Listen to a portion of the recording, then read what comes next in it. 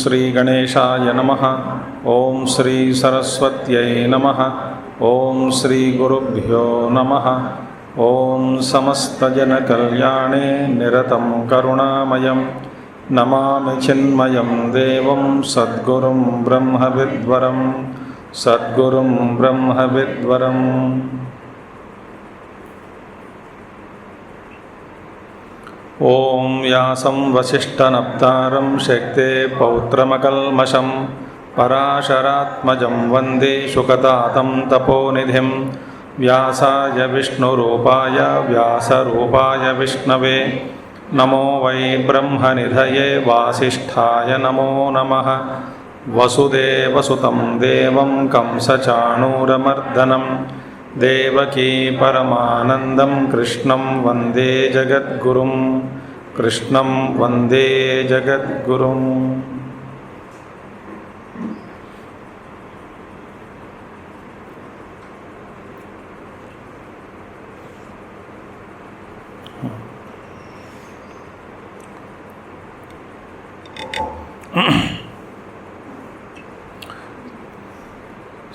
कल हमने देखा कि दो प्रकार के प्रकृतियां हैं, एक अपरा प्रकृति, दूसरा परा प्रकृति।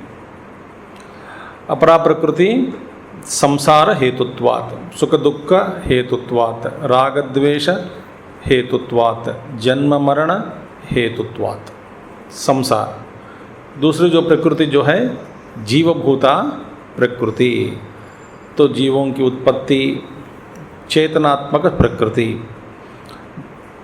क्षेत्रज्ञ लक्षण, इसका लक्षण क्या है? क्षेत्रज्ञ, जानने वाला, चैतन्य रूपी और चैतन्य रूप और ईश्वरात्मिका। वास्तव में इसका स्वरूप क्या है? ईश्वर ही है। ठीक है। और इन दोनों प्रकृतियों के द्वारा ईश्वर जो परे है, इन दोनों प्रकृतियों से परे है, वो ईश्वर इस जगत की उत्पत्ति, स्थिति, लय का कारण बन गया। इन दोनों प्रकृतियों के द्वारा सारा संसार को चला रहे हैं, इसकी सृष्टि करते हैं, लय भी करते हैं। और इस अध्याय का मूल विषय क्या है? भगवान आचार्य जी बताते हैं कि जो तत्वज्ञानी सन्यासी लोग हैं, जिनकी निष्ठा परमात्मा में है और उनके द्वारा सहज रूप से कुछ धर्म, आध्यात्मिक धर्म जो प्रकट होते हैं, जिसने हमने देखा पिछले अध्याय में अद्वेष्टा सर्वभूतानाम और सन्यासिनाम निष्ठा यथा ते वर्तन्ते इति एतद् उक्तम। जैसे उनका व्यवहार कैसा होता है, अक्षर उपासक ज्ञानी भक्त का व्यवहार, धर्म, लोक व्यवहार कैसा है, ये सब हमने 12वां अध्याय में हमने देखा है। ते केन पुनः ते तत्वज्ञानेन युक्ताः यथोक्त धर्माचरणात् भगवतः प्रिया भवन्ति। और दो प्रश्न यहाँ पे, किस तत्वज्ञान से युक्त होकर वे महापुरुष इस तरह के जो आचार या व्यवहार विचार करते हैं, और दूसरा अर्थ क्या है, जिस धर्म का आचरण से वे भगवान के अत्यंत प्रिय बन गए। तो अभी वो तत्वज्ञान का स्वरूप क्या है, लक्षण क्या है? केन तत्वज्ञानेन युक्ताः, किस तत्वज्ञान से युक्त होकर वे महापुरुष इतने नज़दीक पहुंच गए भगवान के पास, और भगवान कहते हैं वे हमें मेरे प्रिय है। ऐसा भगवान का वचन है। और प्रकृति ही च त्रिगुणात्मिका सर्व कार्य कारण विषयाकारेण परिणता पुरुषस्य भोग अपवर्गार्थ कर्तव्यतया देहेन्द्रियादि आकारेण संहन्यते सह अयम संघातः इदं शरीरम तदेतत् इदं शरीरम तद एतत्।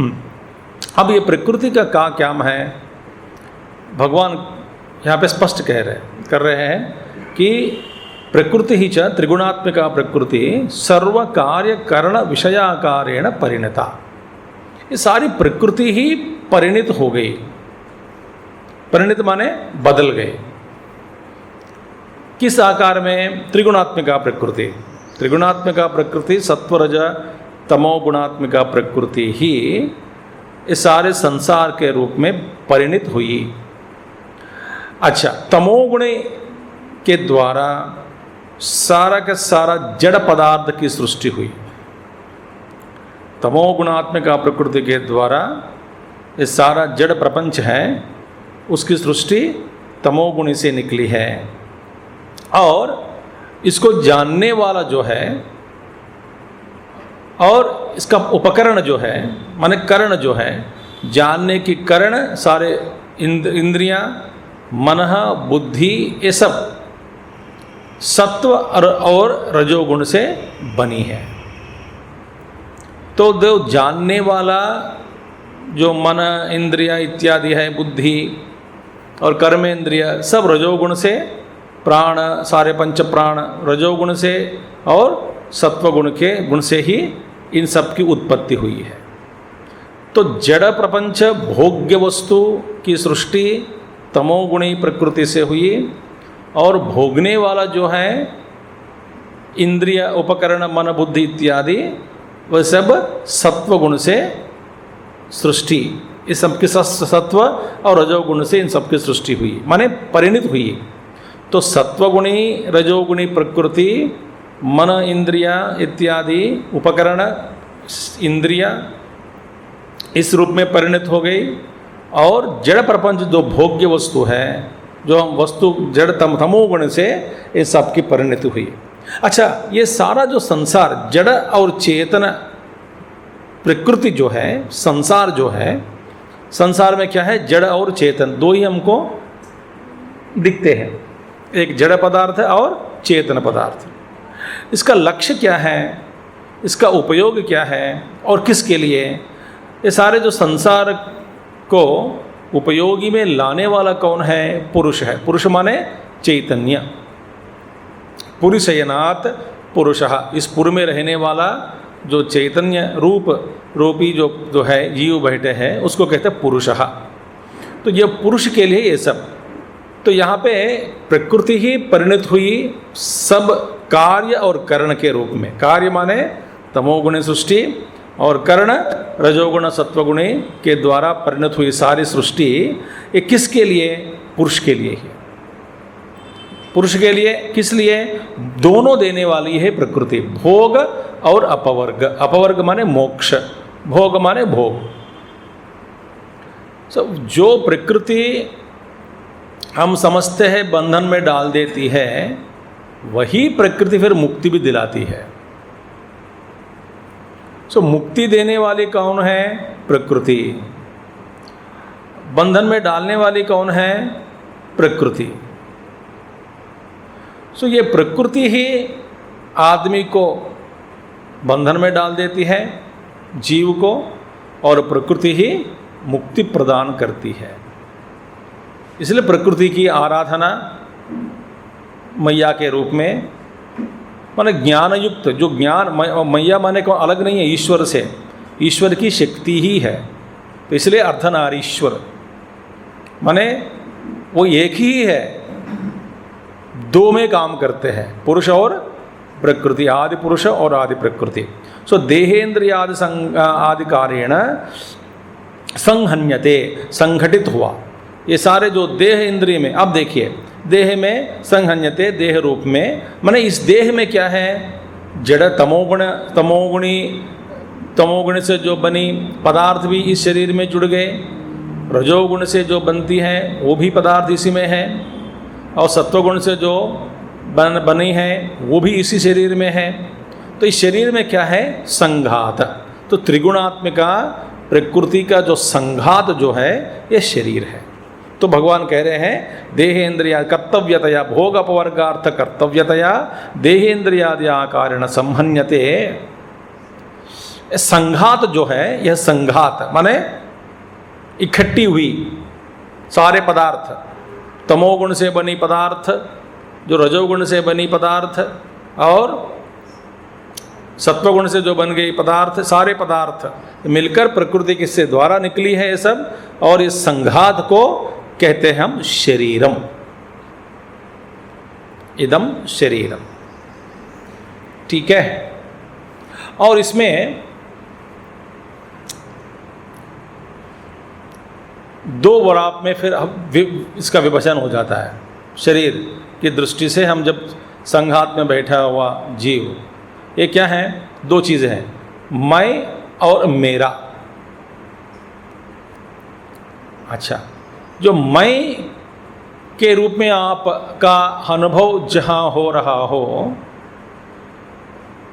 मैंने जिसके साथ आप तादात्म्य के कारण, अपना तादात्म्य के कारण मैं कहते हो, वो भी प्रकृति ही है। किसके साथ तादात्म्य होकर मैं कहते हैं हम? मन और बुद्धि के साथ। तो मुझे पसंद आया माने मन, और बुद्धि को और मन को और केवल बाह्य वस्तु जो प्रपंच है, जड़ प्रपंच, जड़ सृष्टि, उसको हम मेरा कहते हैं। और मुझसे जो अलग है, बाहर है, वो सब मेरा है।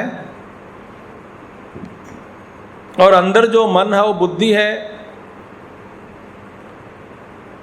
जहाँ भावनाओं की उत्पत्ति होती है, वहाँ अपने आप को मैं कह देता हूँ। अब शरीर के समय देखिए, शरीर ये क्या इस बीच में है, मैं और मेरा के बीच में है शरीर। समझ में आ रही बात है?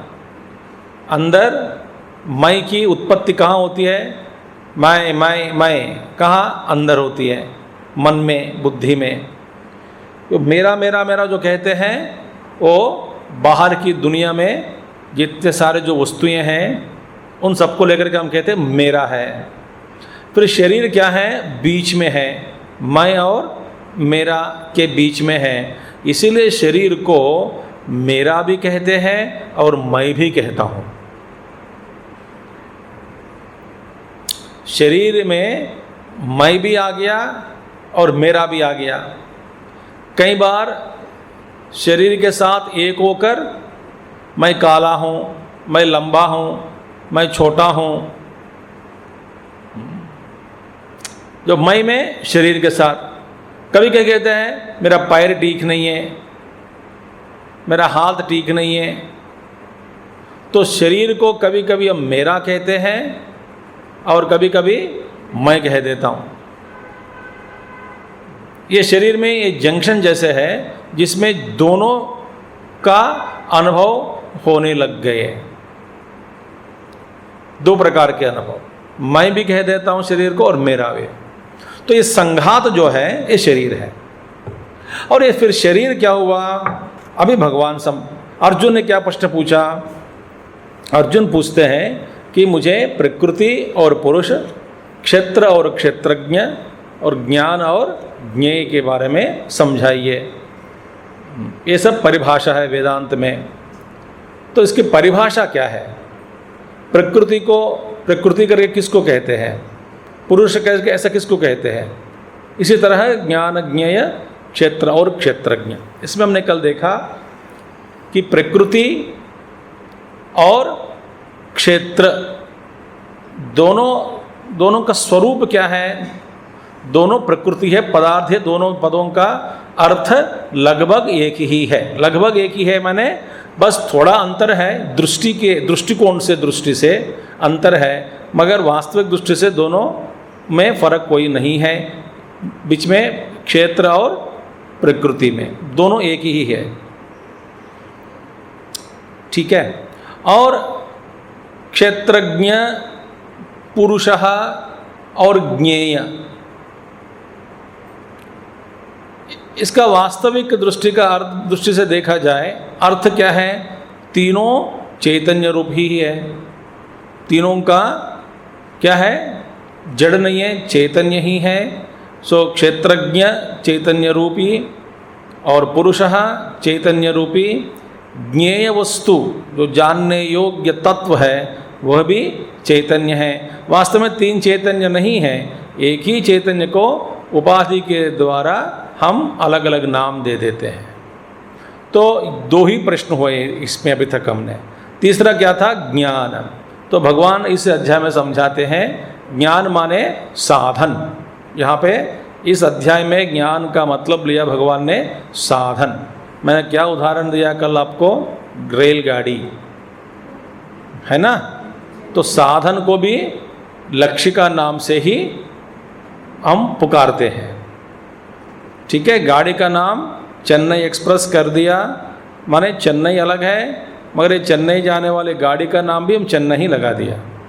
इसी तरह ज्ञान तक ले जाने वाले जो धर्म है, जो मूल्य है, उसको भगवान कहते हैं ज्ञान।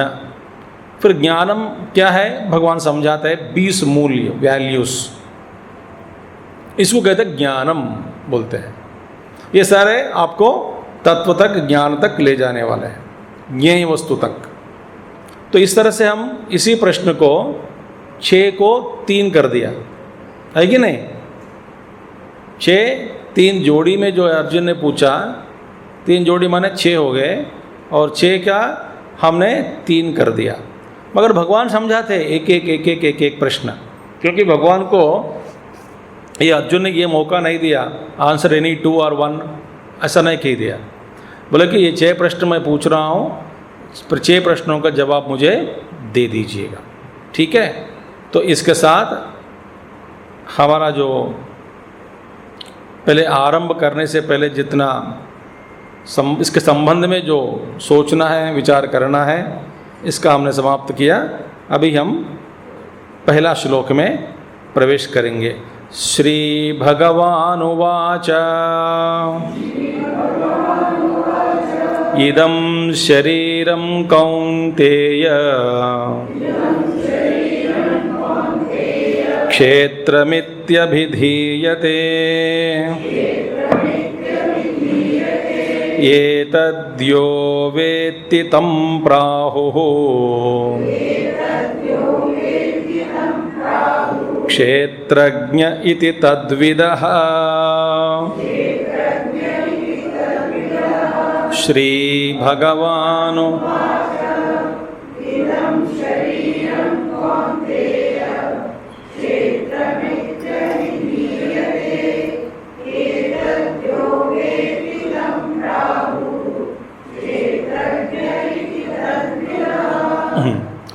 भगवान अर्जुन का प्रश्न क्या था? पहला प्रकृति, इस श्लोक के अनुसार प्रकृति पुरुष, फिर क्षेत्र और क्षेत्रज्ञ क्या है, फिर ज्ञान और ज्ञेय। भगवान ने फिर समाधान, इसका जवाब दिया। पहले क्षेत्र से शुरू किया, क्षेत्र से। तो क्षेत्र का मतलब क्या है? भगवान कहते हैं इदम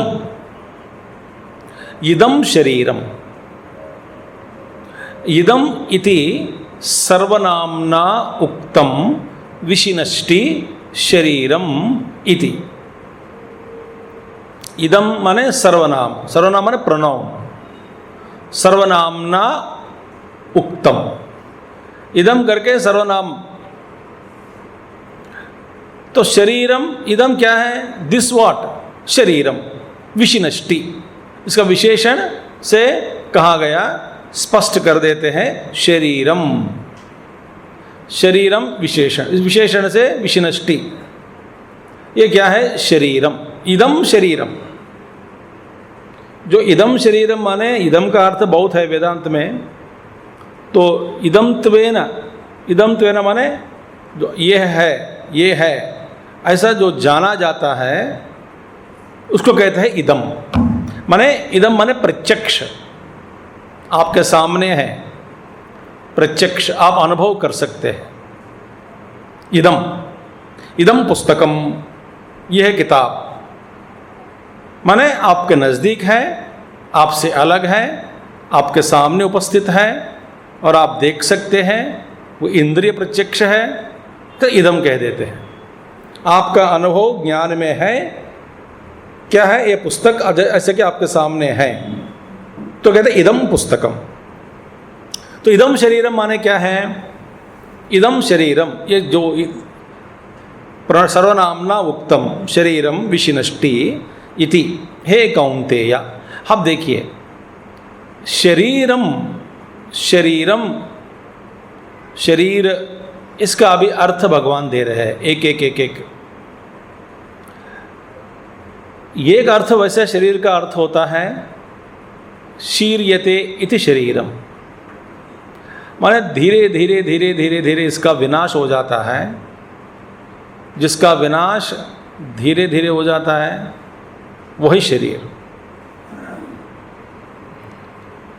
ठीक है, तो इसलिए बच्चा बढ़ता है या घटता है जन्म से? जो जन्म लिया, हमको दिखता है कि वो बढ़ रहा है, वास्तव में घटते जा रहा है। प्रत्येक क्षण हम सब किसके अंत की ओर जा रहे हैं? जीवन का अंत, माने मृत्यु के समीप। कल से बहुत नज़दीक हो गए हम। स्वामी जी नज़दीक हो गए कह दे, बहुत नज़दीक है ऐसे मत कहो, डर लगता है। कल से नज़दीक हो गए ठीक है, बहुत नज़दीक हो गया डर लगता है, बिनो पता नहीं, बहुत बहुत नज़दीक है और भी डर गया। ठीक है, शरीर ये तेज शरीर, भगवान यहाँ पे और दूसरा अर्थ 4-5 अर्थ दे रहे हैं। देखिए, पहला है क्षत्रत्राणात, पहला अर्थ क्षत्रत्राणात, दूसरा अर्थ क्षयात, तीसरा क्षरणात और चौथा क्षेत्रविद अस्मिन् कर्मफल निर्वृत्ते है क्षेत्रम इति। 4 अर्थ भगवान ने दिया है। धीरे धीरे जा रहा हूं। शरीर का अर्थ भगवान का भाष्य देखेंगे। क्षत्रत्राणात, क्षत्रत्राणात माने क्षत से, काट से बचाने वाला जो है उसको कहते हैं शरीर। क्षत्रत्राण व रक्षति, शरीर हमारी रक्षा करते हैं। अच्छा, कैसे? देखिए, आप इस पर विश्वास नहीं रखेंगे कि शरीर को कहते क्षत्रत्राणात, क्षत से, काट से बचाने वाला शरीर है। हाँ, एक उदाहरण महात्मा लोग देते हैं, सरल उदाहरण। जब शरीर में घाव हो जाता है, आप डॉक्टर के पास जाओगे और डॉक्टर को दवा लिखेंगे, पट्टी बांधेंगे और आप सोचते हैं दवा खाने से और पट्टी बांधने से एक घाव भर गया, मगर घाव शरीर अपना आप करता है, भरता है। इसको भरने वाला कौन है? शरीर ही है। डॉक्टर कुछ नहीं करता, दवा कुछ नहीं करता, पट्टी भी कुछ नहीं कर सकता। इस घाव को, उसको भरने वाला कौन है? अपने आप भरा देता है। कौन? शरीर ही। आप देखा जाए तो फिर पट्टी किस लिए? बस इसमें कोई ना कुछ लोप ना हो जाए, क्या बोलते, बाधा ना पड़े। शरीर जब अपना काम करता है इस घाव को भरने में, तो उसमें कोई बाधा ना पड़े, इसीलिए पट्टी बांधते हैं। और कीड़े इत्यादि उसके घाव में पड़कर और भी नुकसान ना करे, इसलिए दवा देते हैं। मगर भरने का काम शरीर खुद करता है।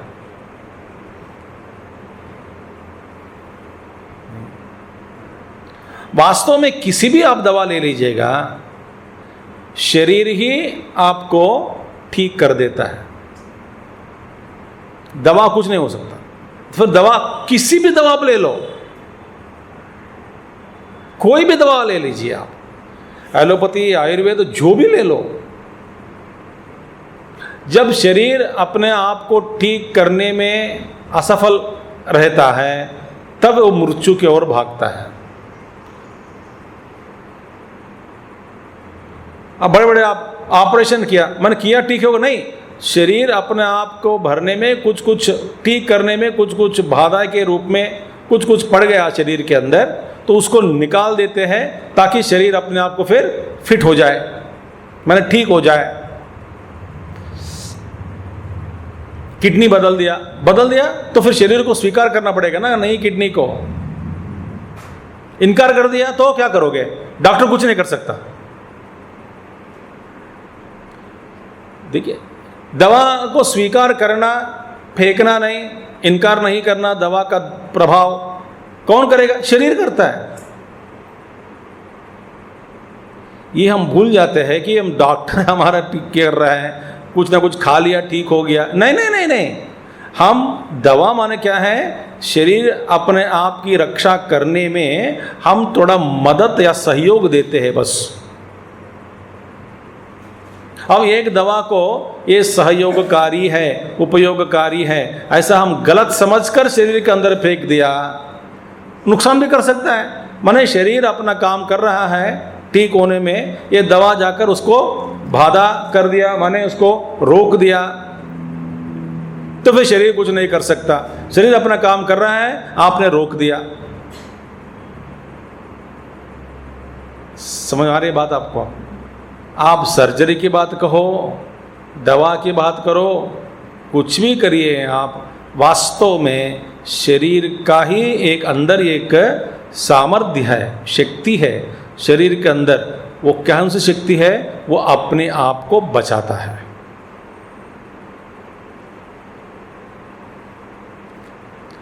अंतर्गत शक्ति है। तब कब तक बचाएगा? जब तक आयु प्रमाण है तब तक शरीर पूरी कोशिश करता है काट से, क्षत से बचाने के लिए। तो शरीर में ऐसा एक अद्भुत यांत्रिक शक्ति जैसे है, यंत्र जैसे, वे अपने आप को बचाने का सामर्थ्य इसी में है।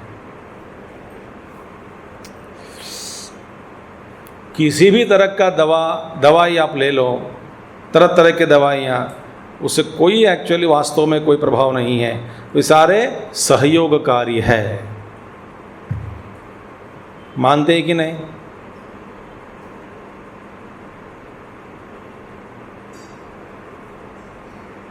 इसलिए क्षत्रत्राणात्, देखिए, क्षतत्राणात्, क्षतत्राणात्, ये है पहला अर्थ शरीर का अर्थ। दूसरा अर्थ क्या है? क्षयात।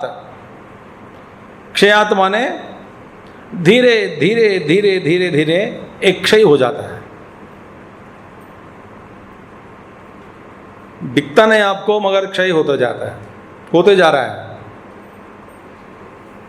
इंद्रियों में जो बल या शरीर में जो जितना भी बल होना है होता था पहले, धीरे धीरे धीरे धीरे धीरे धीरे जंक बढ़ जाता है। जंक जैसे एक वस्तु छोड़ दिया, काल क्रमेण धीरे धीरे एक क्षय हो गया।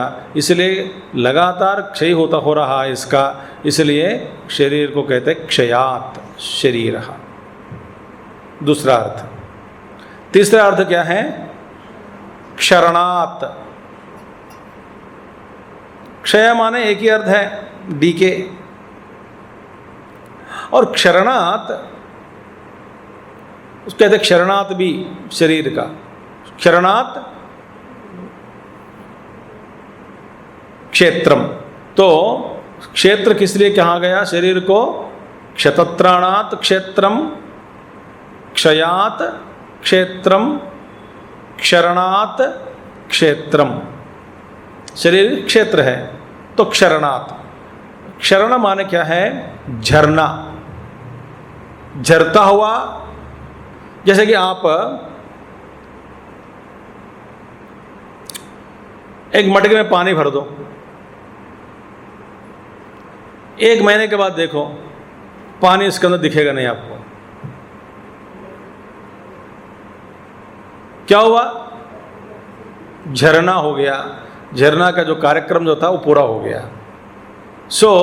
इसका मतलब क्या है? धीरे आपको दिखता नहीं, अगला दिन देखोगे पानी को वैसा वैसा दिखेगा आपको, मगर कुछ ना कुछ अंतर्गत परिणाम शरीर के अंदर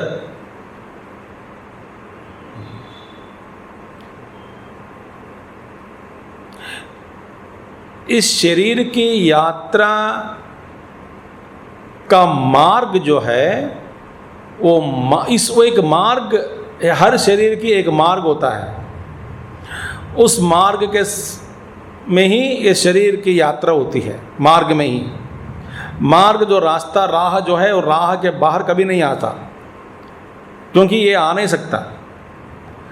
एक शरीर की यात्रा एक राह है, और प्रत्येक शरीर का जो राह और उसका अंतिम दशा क्या है? मृत्यु ही है। किसी का राह सीधा, किसी का राह टेढ़ा मोड़ा, किसी का राह ऊपर नीचे, और गाड़ी की तेज धीरे धीरे समझो, लगता है आपको धीरे हो रहा है, मगर प्रत्येक शरीर का जिस राह में है यात्रा चलती है, और इस यात्रा की समाप्ति कहाँ होती है? मृत्यु में ही। इसका अंत वही है, निकला इसीलिए। जैसे कि नदी का उद्गम स्थान से और इसका अंत कहाँ है? सागर में ही है, और कहीं बीच में नहीं, इसका अंत नहीं होता। नदी का उद्गम स्थान से सागर में विलीन होना ही इसका अंत है। इसी तरह शरीर, इसकी उत्पत्ति से जिस मार्ग या राह पर चलती है शरीर, चलते चलते ढूंढते ढूंढते ढूंढते ढूंढते अपनी जो मृत्यु की जो स्टाइल है, शैली है, तो उसी को ढूंढते ढूंढते वहां पहुंच जाती है। इसको कोई रोक नहीं सकते। तो प्रत्येक क्षण में अंदर जो परिणाम होते जा रहा है जो झरता है, तो क्षरणात धीरे धीरे धीरे धीरे उसकी यात्रा चल रही है मृत्यु की ओर। इसलिए क्षरणात, जैसा पानी झरता रहता है, गायब हो जाता है धीरे धीरे मटके में कुछ महीने के बाद या कुछ दिन के बाद, इसी तरह इसका भी अंत होने वाला ही है।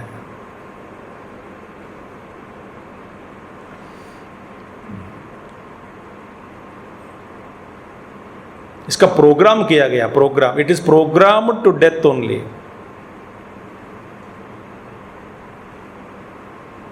Body, everybody is programmed to death, towards to go and die ultimately, decay and death. कोई टाल नहीं सकता। ठीक है, तो क्षत्रत्राणात, क्षतत्राणात, क्षयात, फिर बाद में क्षरणात। चौथा अर्थ क्या है? क्षेत्रवद् वा अस्मिन् कर्मफल निवृत्ते है क्षेत्रम इति। अद्भुत अर्थ। देखिए, इस शरीर को लेकर के हम क्या कर रहे हैं? देखिए, शरीर एक खेत है, खेत, क्षेत्रम माने खेत है। इस खेत में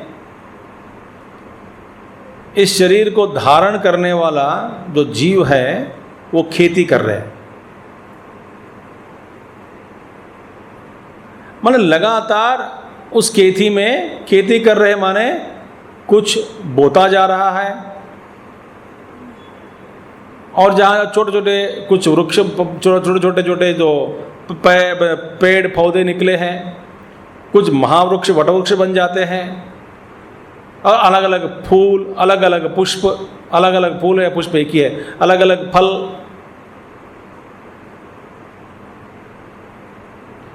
उसमें उसको मिलते रहते हैं। तो इस शरीर खेत है और इस खेती करता है और लगातार कुछ ना कुछ बोता जा रहा है। क्या बो रहा है? बोया जा रहा है। ये क्या बोया है? सीड्स, बीज, कर्म बीज। देखिए, कर्म फल निवृत्ते है। और इस शरीर इस खेती में, हम खेती में करते हैं खेती, इस खेती में, और खेत करते करते हम कुछ बोते जा रहे हैं, अच्छा कर्म और बुरा कर्म, इसका फल हम निकालते हैं और सारा फल शरीर के द्वारा ही हम भोगते हैं।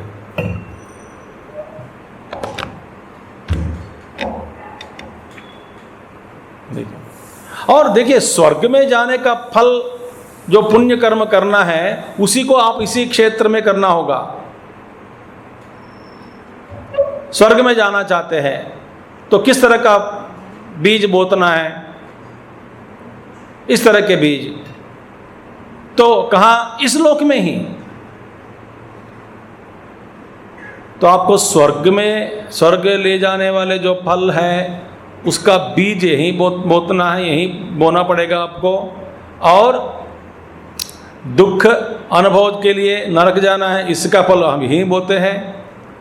और इसी लोक में जो सुख दुख और मिल रहा है यही भी फल है, कर्म फल है। यही हमारा ही एक कर्म है, क्योंकि हम ही बोते जा रहे हैं। अच्छा बीज, बुरा बीज, जो फल निकलता है शरीर में ही निकलता है। इसीलिए इसको कहते हैं क्षेत्रम। हम खेती कर रहे हैं।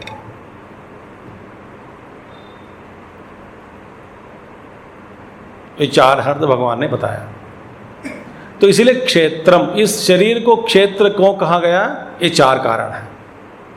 और व्यास भगवान कहते हैं, एक आदमी, प्रत्येक व्यक्ति, देखिए वे कहते हैं, पुण्यस्य फलमिच्छन्ति पुण्यम नेच्छन्ति मानवाः, न पाप फलमिच्छन्ति पापम कुर्वन्ति यत्नतः।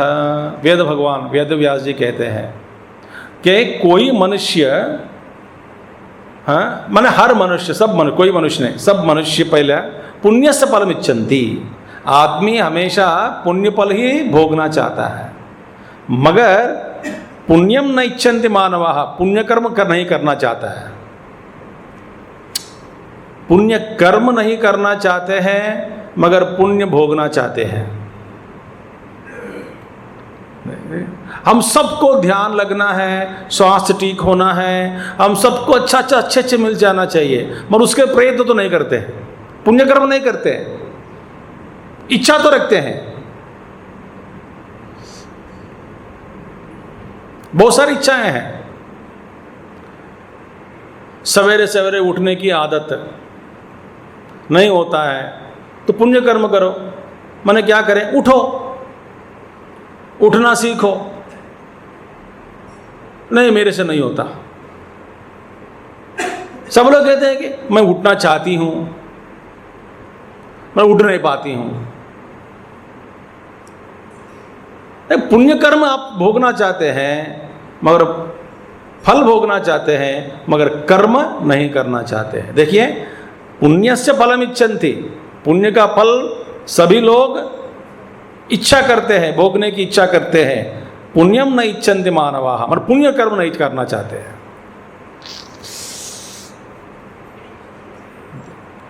आप जो आपके मन में जो अच्छे विचार जब आते हैं, जैसे कि एक विचार आया, यूँ समझो कि मैं विष्णु सहस्त्र नाम पूरा मैं रट लूँ, या ललिता सहस्त्र नाम रट लूँगा, या पुरुष सूक्तम कुछ रट लूँगा, या रोज़ मैं पूजा करूँगा या पाठ करूँगा, या कुछ ऐसा आपके मन में कुछ संकल्प आया। तो पुण्य कर्म मन पुण्य भोगना चाहते हैं, इसका फल जो है भोगना चाहते हैं, तो इसके फल भोगना चाहते हैं तो ये सब कर्म करो, तो नहीं कर सकते हैं। और व्यास जी कहते हैं न पाप फलम इच्छन्ति, और कोई पाप का फल नहीं चाहते हैं, मगर पापम कुर्वन्ति यत्नतः, नए नए तरीके ढूंढ कर वो पाप कर्म करता है। चलो कि पिछले बार मैंने पकड़ा गया, इस बार नई तरीका ढूंढते हैं धोखा देने के लिए।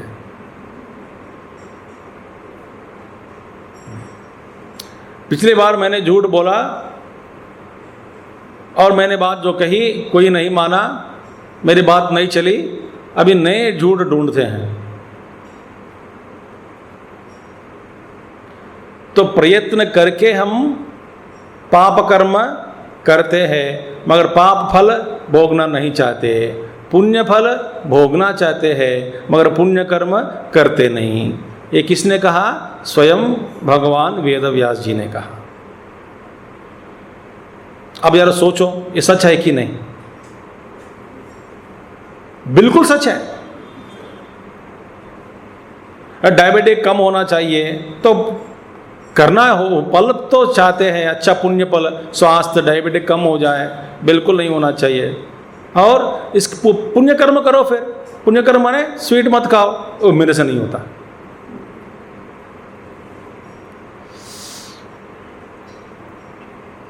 देखिए, और बुरा रिजल्ट ब्लड रिपोर्ट में नहीं चाहते हैं, मगर स्वीट खाते रहते हैं।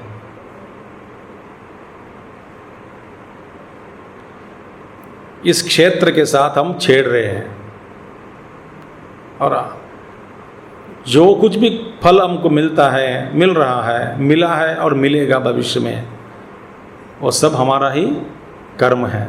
हमने बीज चुन चुनकर बोया और इसी का फल हम भोग रहे हैं। तो इसीलिए क्षेत्रवद व अस्मिन् कर्मफल निर्वृत्ते है क्षेत्रम इति, सारे कर्मफल निकल रहे इस क्षेत्र से, क्योंकि सारा भोग हमको शरीर के द्वारा ही भोगना पड़ता है। ये हो गया। इति शब्द एवं शब्द पदार्थकः क्षेत्रम इति माने एवं। इति शब्द जो है, देखिए, इदम शरीरम कौन्तेय क्षेत्रम इति, इति का शब्द का अर्थ क्या है? एवं। एवं माने इस प्रकार, यहाँ का अर्थ इस प्रकार। इति शब्द एवं शब्द पदार्थकः क्षेत्रम इति एवं, इस प्रकार, एवं के अर्थ में लेना है। इति का मतलब इस प्रकार एक क्षेत्रम है। शरीरम कौन्तेय क्षेत्रम इति, और देखिए क्षेत्रमिति एवं अभिधीयते, अभिधीयते का अर्थ है कथ्यते। देख, ध्यान से सुनिए, कहा जाता है कि यह क्षेत्र है। कहा जाता है माने वो क्षेत्र नहीं है, वो आगे कहेंगे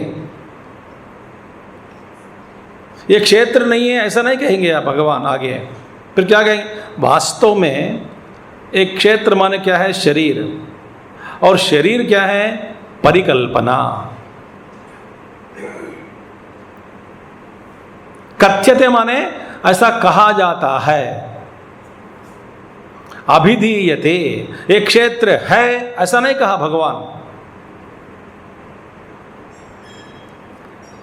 एक क्षेत्र है नहीं, इसको क्षेत्र कहा जाता है। कथ्यते क्यों कहा जाता है? वास्तव में मैं न करता हूं न भोगता हूं। कुछ किया, वास्तव में मेरा शुद्ध स्वरूप क्या है? अकर्म। कोई कर्म क्रिया नहीं होती मुझ में। मैं फिर अपने आप को मैं समझता हूं कि मैं कुछ कर रहा हूं, ये मोह के कारण, शरीर के साथ तादात्म्य के कारण, अविद्या के कारण, अज्ञान के कारण, नासमझ के कारण। क्योंकि तीसरा अध्याय में भगवान ने क्या कहा कि तत्ववित्तु महाबाहो गुणकर्म विभागयोः गुणाः गुणेषु वर्तन्ते इति मत्वा न सज्जते। प्रकृतेः क्रियमाणानि गुणैः कर्माणि सर्वशः अहंकार विमूढ़ात्मा कर्ता हम इति मन्यते। अहंकार से विमूढ़ आत्मा वो कहते हैं मैं करता हूँ।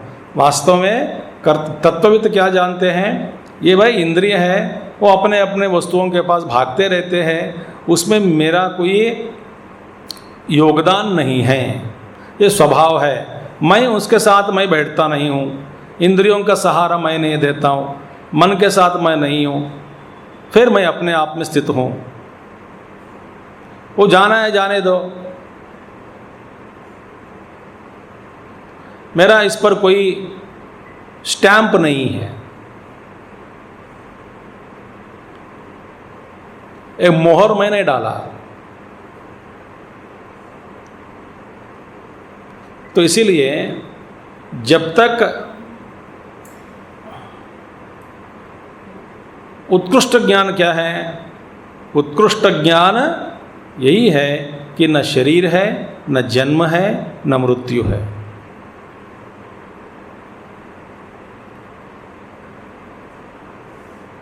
मनोबुद्धि अहंकार चित्तानि नाहम, अच्छा प्राण जो है सब कुछ मैं नहीं हूँ। चिदानंद रूप शिवोहम शिवोहम।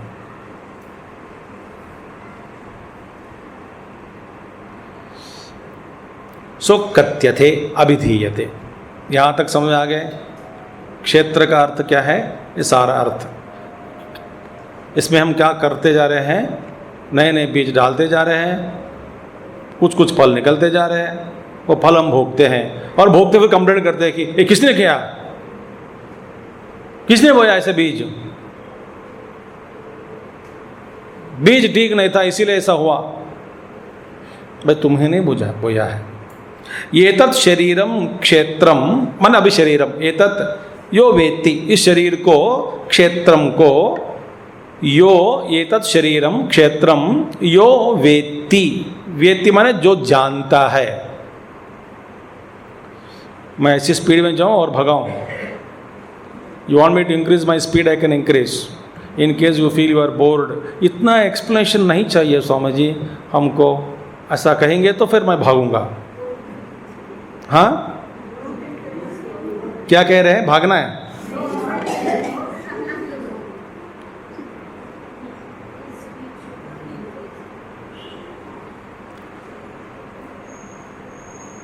अब देखिए, यो वेत्ति विजानाति, विजानाति जानता है, किसको जानता है? आपाद मस्तकम, आपाद तल मस्तकम, तलवे से लेकर माने नीचे उंगलियों से लेकर, पैर से लेकर, पैर के उंगलियों से लेकर मस्तक तक, तलवे से लेकर मस्तक तक, आपाद तल मस्तकम ज्ञानेन विषयीकरोति। ज्ञानेन विषयीकरोति माने ये अपना ज्ञान से इस शरीर को विषय करता है। विषय करता माने, विषय माने क्या है? मुझसे जो अलग है, जिसको मैं जानता हूँ, जान लिया, जानने योग्य वस्तु जो भी है, ये विषय बन गया, ऑब्जेक्ट बन गया, object of perception, object of experience.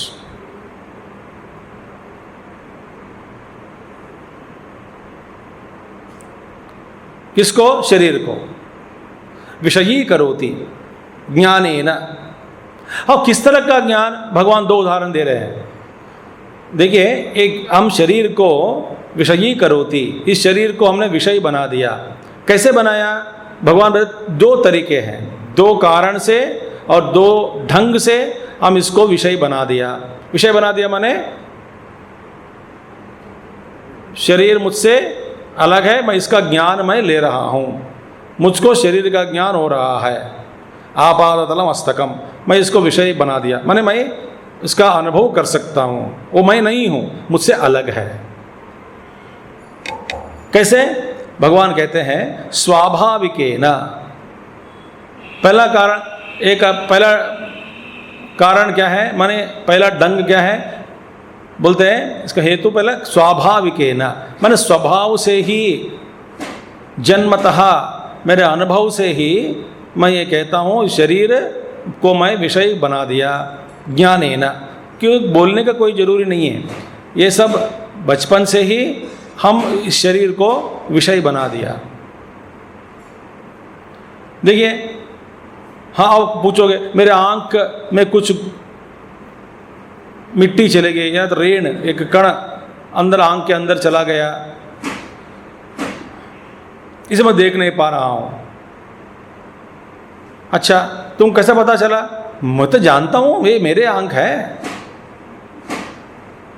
मैं जानता हूं कुछ अंदर घुस गया, लाल लाल हो रहा है, देखिए पानी भी निकल रहा है, मैं देख रहा हूं, मैं अनुभव कर रहा हूं। तो बच्चा आके बोलेगा कि आंख के अंदर कुछ चला गया, आप देखो।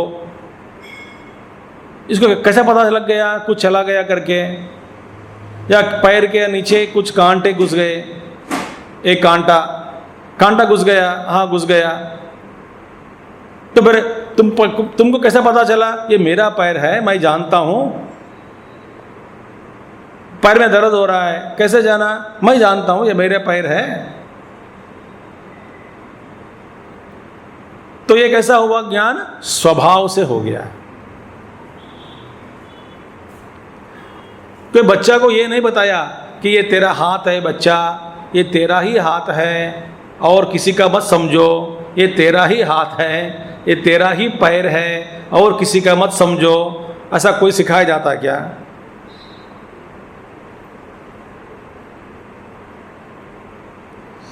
तो कैसा जाना? स्वभाव से।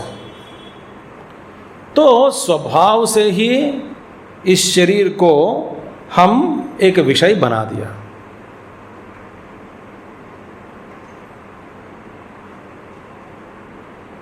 दूसरा अर्थ क्या है? कारण क्या है? औपदेशिकेन वा वेदनेन विषयीकरोति। उपदेश के द्वारा कुछ प्राप्त हुआ अनुभव से। क्योंकि कुछ कुछ ऐसे शरीर में, मैं उदाहरण के लिए दे रहा हूं, शरीर में ऐसे ऐसे कुछ गुण हैं आदमी को पता नहीं लगता जब तक वे डॉक्टर के पास ना जावें और पूछे, और डॉक्टर समझाता है कि तुम्हारे शरीर में ऐसा ऐसा हो रहा है क्या? हाँ हो रहा है। कब से महसूस किया? करने लगा 1 हफ्ते से। अच्छा, माने इसका अर्थ क्या है? यह है तुम्हारी बीमारी। तो आइंदा, मैं अभी दवा दे रहा हूं, आइंदा ऐसा फिर कभी अनुभव होता है तो यूं समझ लेना फिर तुम्हारा ये बीमारी वापस आ गया या आ गई।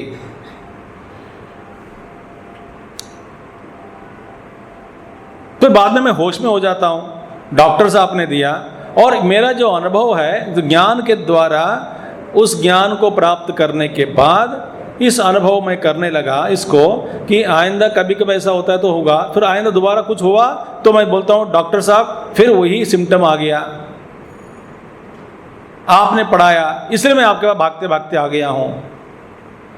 पहले इसका मुझे अनुभव ज्ञान नहीं था, आपने मुझे ज्ञान कराया।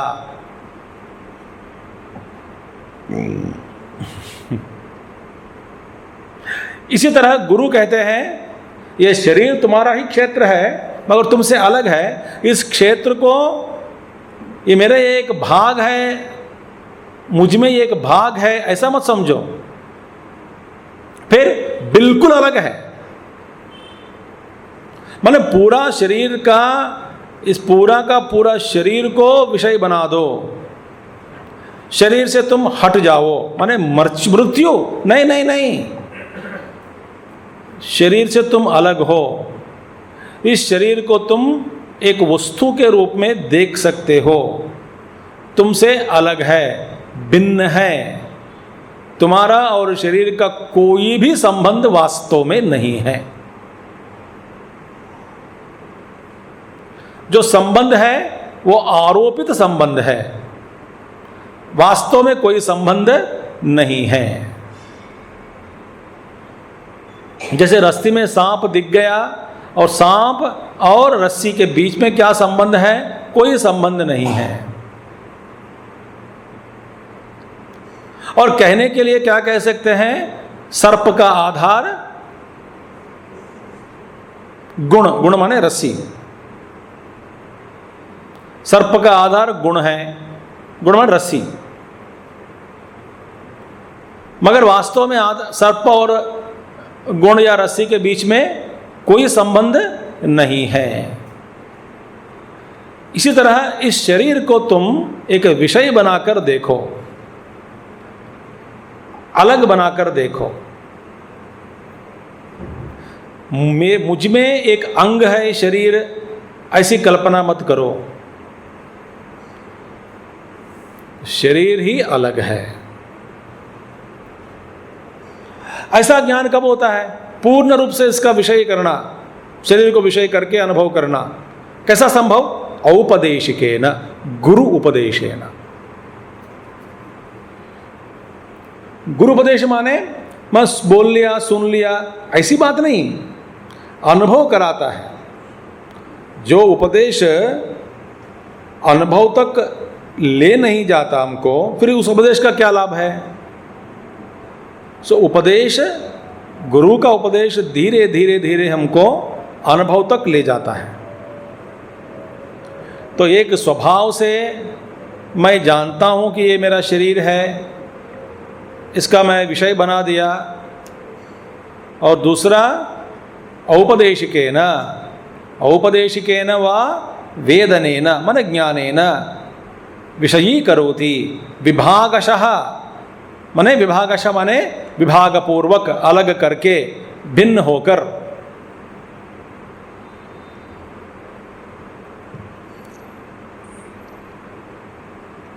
क्योंकि चैतन्य और शरीर के बीच में कोई संबंध नहीं है।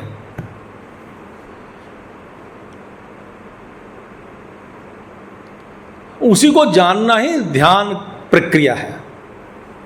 अनुभव करने के लिए ध्यान की जरूरी, ध्यान योग। और उसके लिए फिर लायक बनने के लिए, अधिकारी बनने के लिए बहुत सारा, न जाने कितने जन्म हमको कर्म करना पड़ता है, साधना करनी पड़ती है।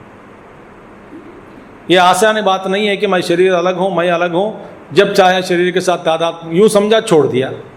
जैसे विवेकानंद जी करते थे, हमारे गुरुदेव करते थे, रामकृष्ण परमहंस करते थे, भगवान रमण महर्षि। माने जब चाहे सब, शरीर है ही नहीं उनके पास, एक परिकल्पना है उनके। जब काम पड़ गया शरीर के साथ तादात्म्य, नहीं तो शरीर से भिन्न। जैसे कि मैं एक परिकर माने एक इंस्ट्रूमेंट को, उपकरण को, जैसे कि मैं एक मैकेनिक हूँ, कार मैकेनिक हूँ, तो मेरे को एक उपकरण चाहिए, बहुत सारे उपकरण चाहिए मुझको। और देखिए, हमेशा एक ही उपकरण मेरे हाथ में हो ऐसी बात नहीं। हमेशा स्क्रूड्राइवर लेके घूमूं, नहीं। कभी हथौड़ी लेनी पड़ती है, कभी रेंच लेनी पड़ती है, कभी अन्य प्रकार के सामग्री हैं, उपकरण है। माने एक एक उपकरण जब इसका उपयोग है तब मैं उसको पकड़ता हूँ, उपयोग के बाद फिर छोड़ देता हूँ।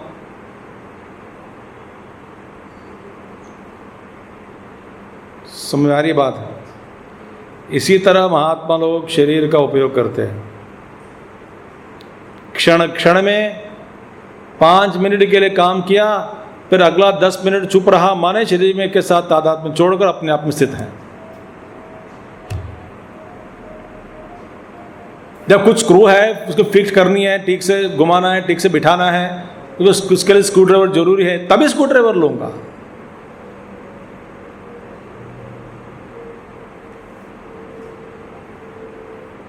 काम हो गया, छोड़ दिया।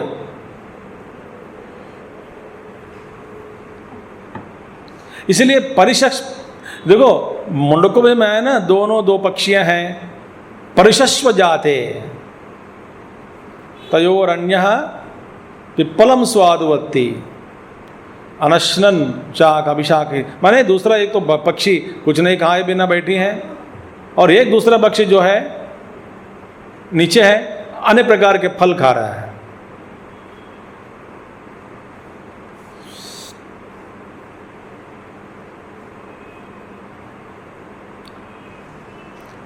इसीलिए औपदेशिकेन गुरु उपदेश के द्वारा धीरे धीरे धीरे साधना के द्वारा, विचार के द्वारा, मनन के द्वारा, श्रवण के द्वारा, निधिध्यासन के द्वारा अनुभव से ये सिद्ध हो गया हो कि मैं शरीर नहीं हूँ।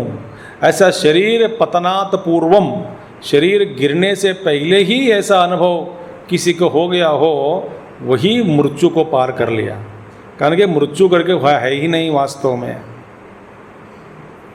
वो कभी डरता नहीं। ऐसे कई महात्मा लोग, वे सन्यासी हो, अवधूत हो, गृहस्थ हो, कई कई महात्मा लोग हैं, वो बोल के चले गए, अब मैं जा रहा हूँ, आज रात को, मैंने आज दोपहर को 2 बजे मैं छोड़ देता हूँ शरीर।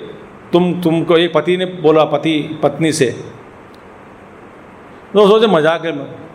नहीं मजाक नहीं कह रहा हूँ मैं। एक महात्मा जी अपना जो कोट पहना, कोट निकालते समय दरवाजे के ऊपर, घर में पुराने घर है, वो दरवाजे के ऊपर लगाते समय बोला कि मेरा बस आ गया है, 2 बजे मैं जा रहा हूँ। वो पत्नी पूछी कहाँ जा रहे हैं?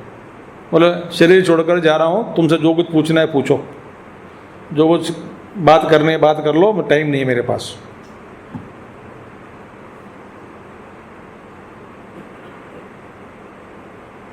मास्टर एम करके कोई महात्मा जी थे, 2 बजे या ऐसा 3 बजे जो भी है समय है, बता के छोड़ के चला गए। जैसे हम जूते उतारते हैं ना, वैसा ही है। इसलिए औपदेशकेन वा वेदनेन विषयीकरोति विभागशः। विभागशः, एकदम विभाग पूर्वक, माने अलग करके, भिन्न होकर जान लिया। जब बाहर जाते हैं चप्पल पहनो, आजकल हमेशा पहनते, बेवकूफ लोग हैं। जब काम है तब चप्पल पहनते हैं, जाना है कभी चप्पल पहनते हैं, नहीं तो पहन दो मत। इसी तरह जब काम आया शरीर के साथ तादात्म्य होता है, काम हो गया फिर अपने आप में स्थित है शरीर। आपको लगता है कि महात्मा जी सो रहे हैं या बैठे हैं, आंख बंद करके बैठे हैं या आंख खोल कर ही बैठे हैं, मगर शरीर के साथ तादात्म्य नहीं है।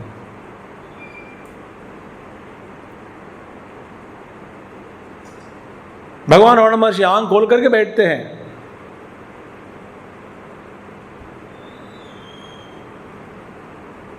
मगर कहाँ में, किस में स्थित है? ब्रह्म में स्थित है, अपने आप में स्थित है।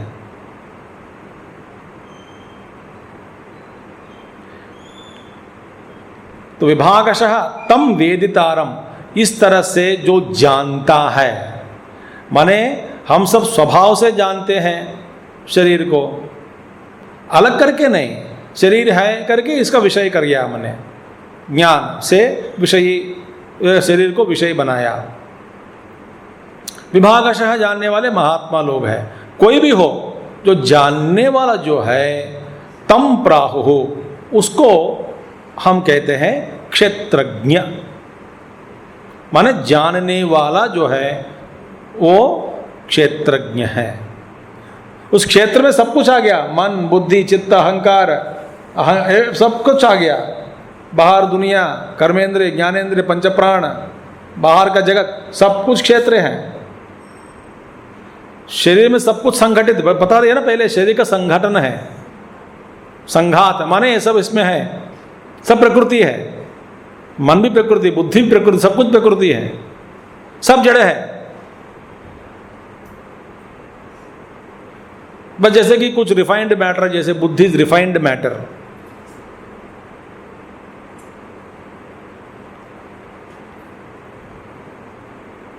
तो तम वेदितारम प्राहुः कथयन्ति, इसके बाद कथयन्ति बोलते हैं क्षेत्रज्ञ, क्योंकि वास्तव में क्षेत्र ही नहीं है, क्योंकि क्षेत्र ही मिथ्या है। मिथ्या माने वो वास्तव नहीं है।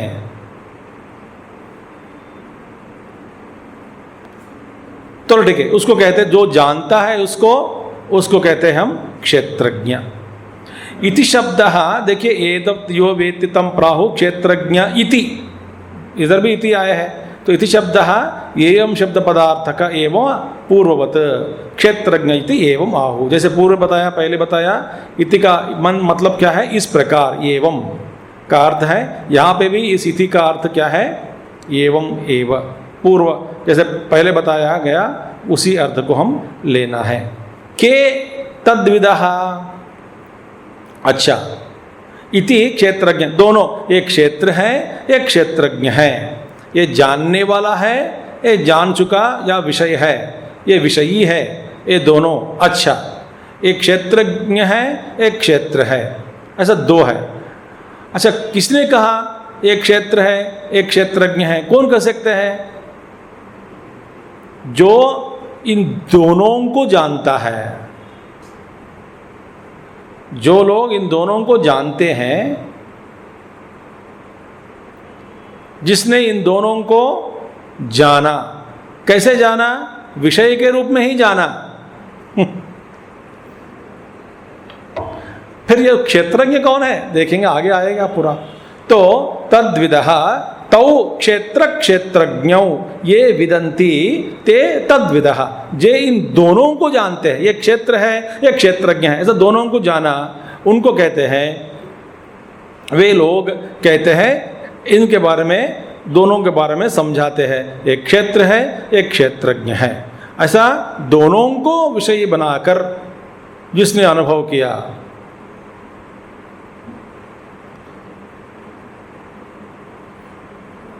वे महात्मा लोग इन दोनों के बारे में, एक क्षेत्र है एक क्षेत्रज्ञ है, ऐसा बताते हैं। समझ में आ गए? यस और नो? यस में दम नहीं है, ठीक है। अब दम नहीं है तो मैं क्या कर सकता हूँ, हॉर्लिक्स पी लो। तद्विद इति शब्द हो गया, तव क्षेत्र क्षेत्रज्ञ।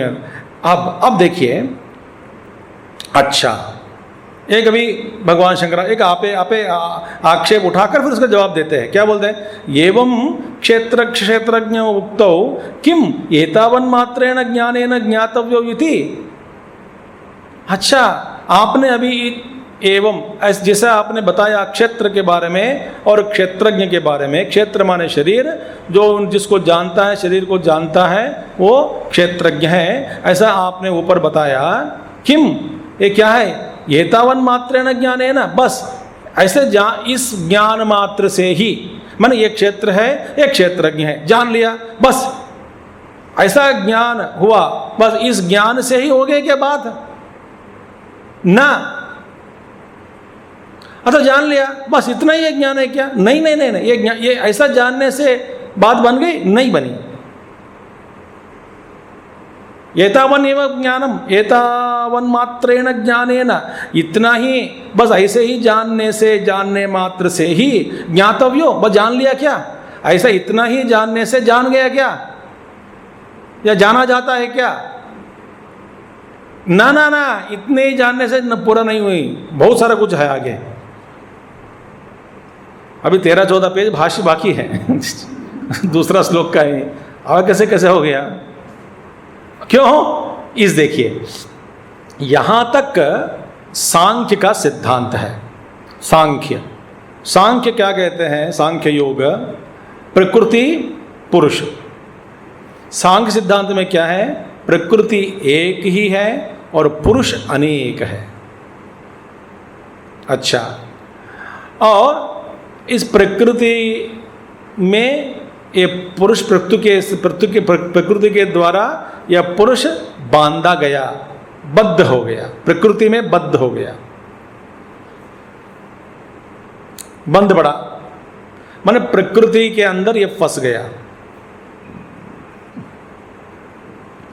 और सांख्य योग बताता है कि प्रकृति और पुरुष का विवेक, माने ये प्रकृति है, इससे मैं अलग पुरुष हूं, इसका जो विवेक है, विवेक करना है, इसी के ऊपर सारा शास्त्र आधार है। सांख्य योग का आधार इसी पे है, आधारित है। वहां पे छोड़ देते हैं। ऐसा नहीं कि कपिल मुनि नहीं जानते होंगे, जानते होंगे, वहां तक उन्हें वहाँ तक आओ बाद में देखेंगे करके छोड़ दिए होंगे। सांख्य सिद्धांत वहाँ तक ले जाते हैं, ये प्रकृति पुरुष का विवेक कर कर ये पुरुष अलग हो गया प्रकृति से, प्रकृति अलग है और पुरुष अपने आप को अलग कर दिया प्रकृति से, उसको बोलते केवल स्थिति, कैवल्य स्थिति, ये अलग हो गया।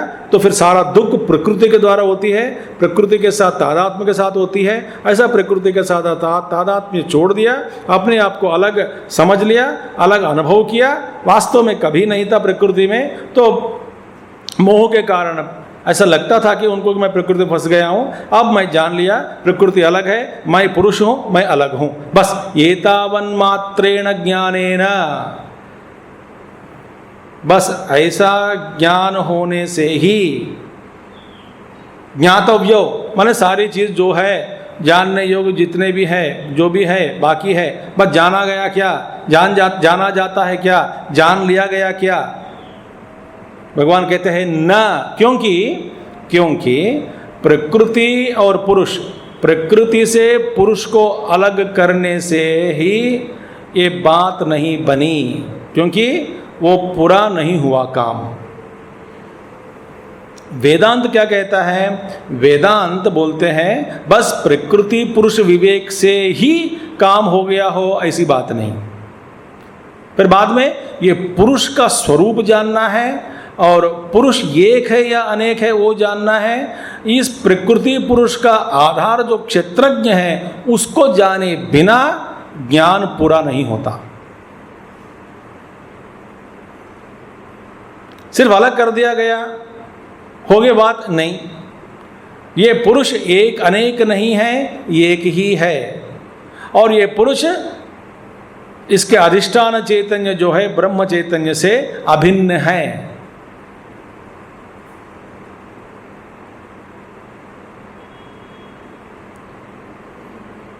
जब तक यह ज्ञान नहीं हुआ तब तक मुक्ति नहीं मिलती है। ये वेदांत का दृढ़ निश्चय। यही प्रश्न भगवान उठाते हैं, बस एताव किम एवं मात्रेण ज्ञानेन ज्ञातव्यो इति न इति, नहीं नहीं नहीं नहीं, और आगे भी है। इसलिए उच्चते, भगवान कहते हैं ये बात नहीं बनी और भी आगे है। क्यों? मुझको जानो, मैं क्षेत्रज्ञ हूँ। इन सभी क्षेत्रज्ञों के पीछे सबका आधार जो क्षेत्रज्ञ है वो मैं हूँ। फिर पहला क्षेत्रज्ञ कौन है? ये पहला जो क्षेत्रज्ञ है केवल शरीर में बांधा हुआ, शरीर से ही निमित्त, शरीर से ही सीमित हुआ, ये पकड़ा गया प्रतिबिंबित चैतन्य अहंकार रूपी जो जीव है, जो शरीरी है, वो शरीर में ही पड़ा रहता है, शरीर में ही है, वो है जीव है, वो क्षेत्रज्ञ इस शरीर का, शरीर रूपी क्षेत्र को ही जानने वाला है। आपके शरीर के अंदर, मन के अंदर, बुद्धि के अंदर आपके जो क्षेत्र में क्या हो रहा है वो मैं नहीं जानता हूँ। तो मैं क्षेत्रज्ञ हूँ। किसका क्षेत्रज्ञ हूँ? मेरा शरीर का, अपना शरीर का, अपनी बुद्धि का और अपना मन का मैं क्षेत्रज्ञ हूँ। तो एक है क्या? नहीं नहीं, अलग अलग क्षेत्रज्ञ जो दिखाई पड़ रहा है दुनिया में वो अलग अलग क्षेत्रज्ञ हैं। हाँ जी, वो अलग अलग कौन है? ये मिथ्या है, क्योंकि उपाधि के कारण ये अहंकार है, जीव लक्षण है। इन सबका आधार कौन है? एक बड़ा क्षेत्रज्ञ है। वो कौन क्षेत्रज्ञ?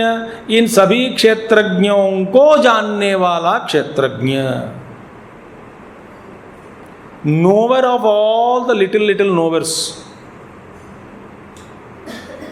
कभी कभी आपको अंग्रेज में समझाने से समझ में आ जाती लगती है मेरे ऐसा। हिंदी में कितना भी बोलो समझ नहीं आता।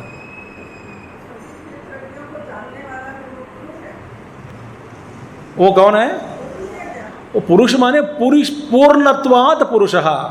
वो पुरुष कौन है? पुरुष सूक्त में पुरुष है। सहस्र शीर्षा पुरुषः सहस्राक्ष, वो पुरुष है। पुरुष माने वो क्षेत्रज्ञ है। वो पुरुष माने पूर्णत्वात् पुरुषः। वहाँ उसके ऐसे एक हम अर्थ निकाल के अनुसंधान करके लेना होगा। वहाँ पे ब्रह्म ही है। कूटस्थ चैतन्य ब्रह्म चैतन्य, वो ब्रह्म चैतन्य है। वही पूर्ण के पूर्णत्वात् है, हर जगह परिपूर्ण है, सर्वव्यापक है, वही पुरुष है। तो भगवान कहते वो क्षेत्रज्ञ मैं हूं, मैं ईश्वर हूं। इसलिए सूत्रे मणिगणा इव, मैं सबको जानता हूं, सबके दिल में बैठा हूं। सभी क्षेत्रज्ञों का आधार मैं हूं, मैं सभी क्षेत्रज्ञों को जानता हूं। तो मैं और मेरा रूप क्या है, अलग है। यही भगवान आगे कहेंगे दूसरा श्लोक में। हम इस श्लोक को नेक्स्ट मंथ इस पर विचार करेंगे। ओम पूर्णमदः पूर्णमिदं पूर्णात् पूर्णमुदच्यते पूर्णस्य पूर्णमादाय पूर्णमेवावशिष्यते। ओम शांति शांति शांति। हरि ओम श्री गुरुभ्यो नमः। हरि ओम सद्गुरुनाथ महाराज की जय।